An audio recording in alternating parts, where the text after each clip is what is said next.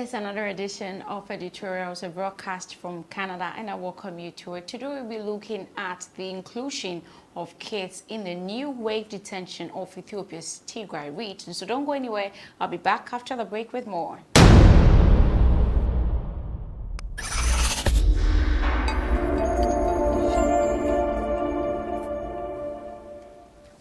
Yeah, welcome back from the break. So small children are among those held amid a new wave of detentions of the ethnic Tigrayans suspected of supporting Tigrayan forces in Ethiopia's growing war. One detainee said while witnesses and a human rights watchdog described fresh appearances in recent weeks. In an interview with the Associated Press on a hidden phone, one of those detained described grim conditions in which more than 70 Tigrayan military members, their families and retirees are held at the camp in Ethiopia's Oromia region. Readily giving his military ID number but speaking on condition of anonymity for fear of retaliation, the non-combatant said 2 detainees died after beatings and another died from lack of medication for the pre-existing condition. They call us cankers and tell us they will destroy us, the detainee said, describing how military personnel overseeing the detainees threatened to shoot each and every one of them if anyone tried to escape. New detainee continues to arrive, he said, and they have not appeared in court. He listed 5 children detained who are under age of 3. His account reveals worse conditions than those described in AP interviews with more than a dozen detainees and their families earlier this year before the resurgence.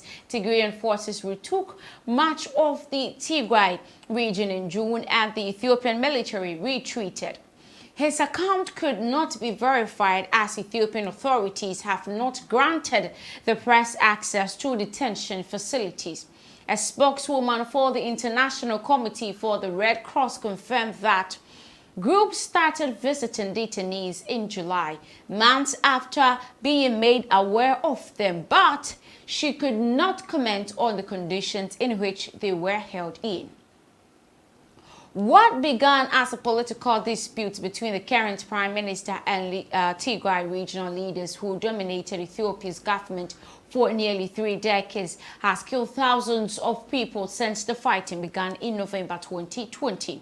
The war has spilled into Ethiopia, Tamara, and Afar region in recent weeks and displaced hundreds of thousands of people. Millions of people in the Tigray region remain cut off from the world, and some have begun to starve to death. Although the government has repeatedly said it is targeting the Tigray forces and not ordinary Tigrayan civilians, numerous witnesses' accounts allege otherwise. An Ethiopian military spokesman, Colonel Getinet Adani, did not respond to a request for the account or a question being about how and why small children are allegedly being held.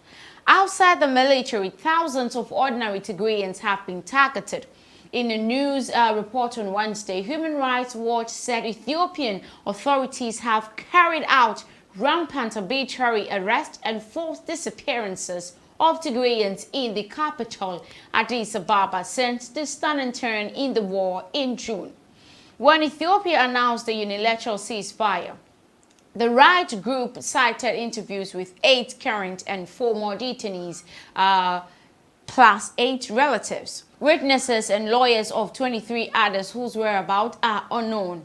Several people said they later saw detained civilians, relatives or friends in state media broadcasts claiming to show captured Tigray forces. The government should immediately stop its ethnic profiling, which has cast unjustified suspicions on Tigrayans, the Human Rights Watch researcher Latitia Berda said.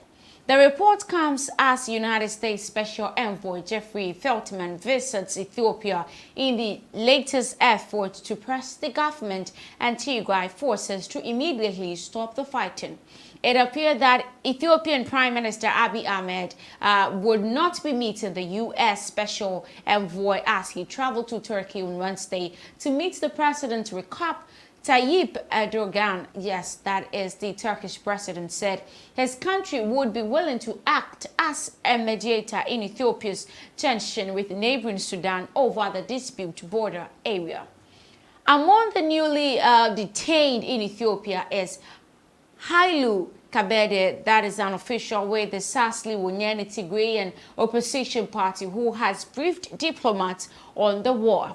His lawyer, Karibu Gebrselassie, confirmed that he is accused of participating in the war and misinforming about a deadly airstrike by Ethiopia's military on a crowded market in Tigray in June. His next court appearance was delayed until Thursday in what supporters call an attempt to block any meeting with the U.S. envoy.